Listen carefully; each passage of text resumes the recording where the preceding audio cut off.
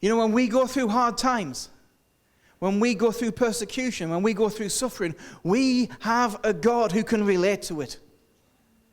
We have a God who understands. He doesn't just sit at a distance and go, oh, that looks hard. No, he knows how it feels to go through hard times. He knows how it feels to be slandered. He knows how it feels to have everyone against you. And he knows what it feels to be put to death for it. Thank God. Jesus was a man of sorrows.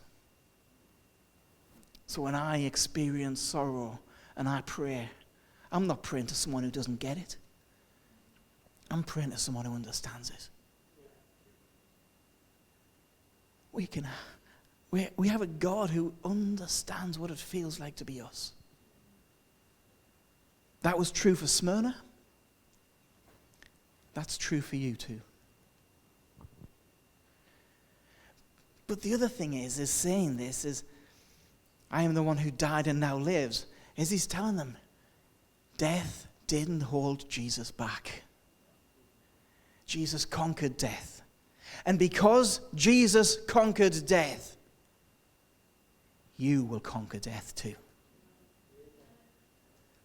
Listen, the worst thing this world could ever do to you is kill you.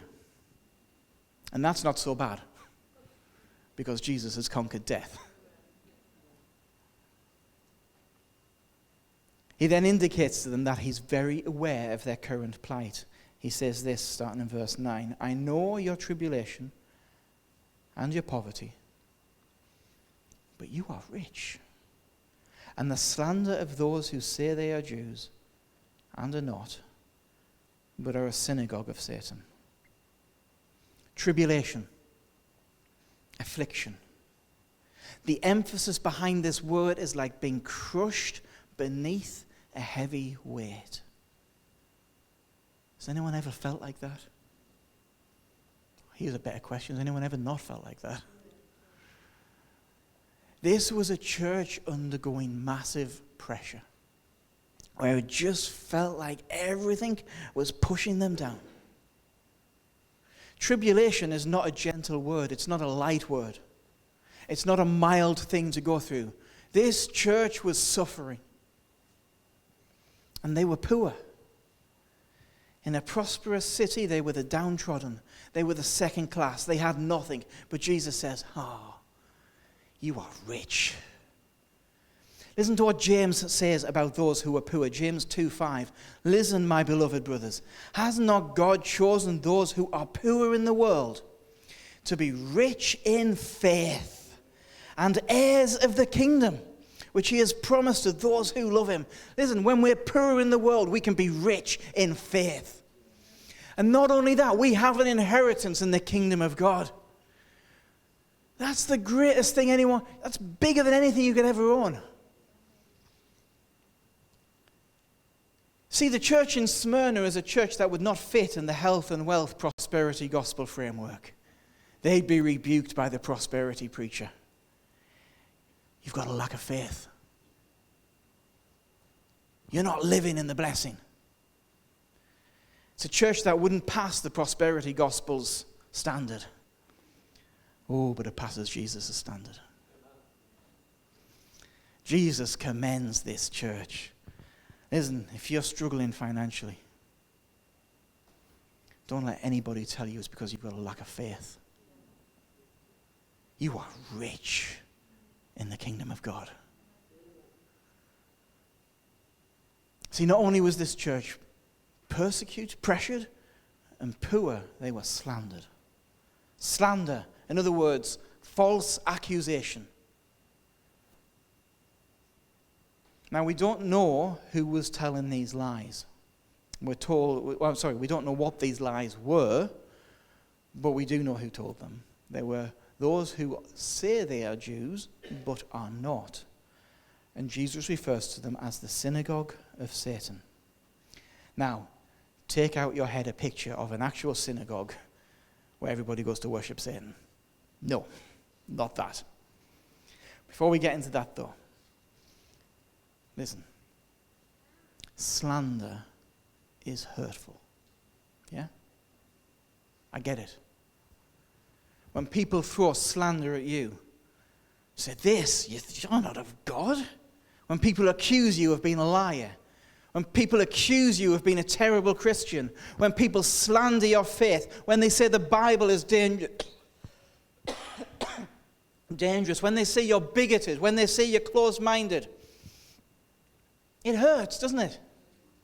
It hurts.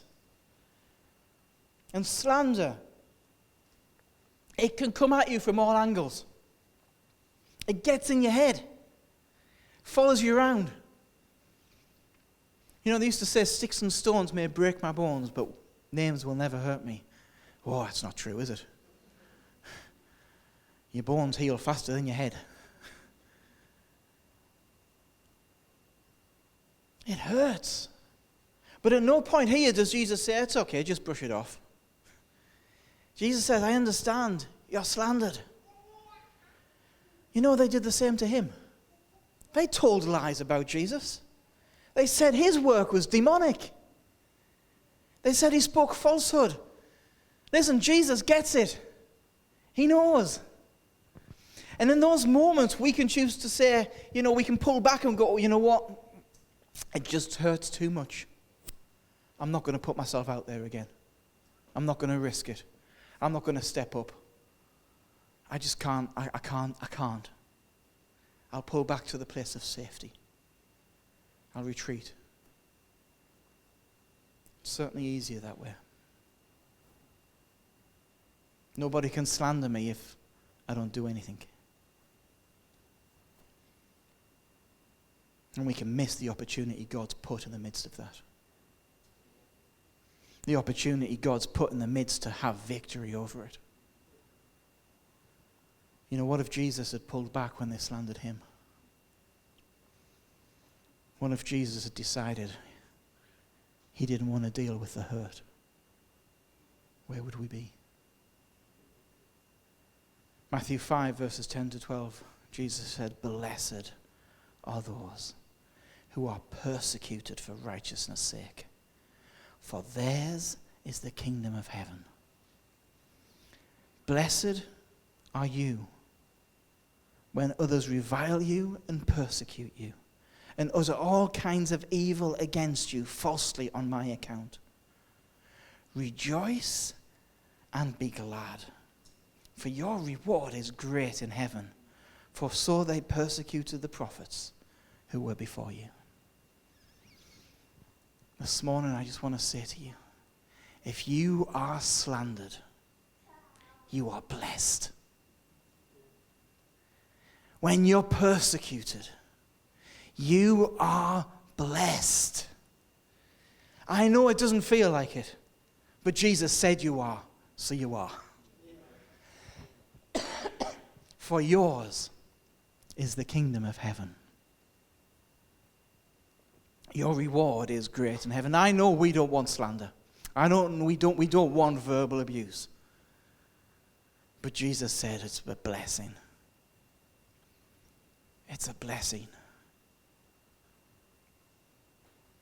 Those of you who've gone through hard times because of other people slandering you and saying things about you that's not true, you are blessed.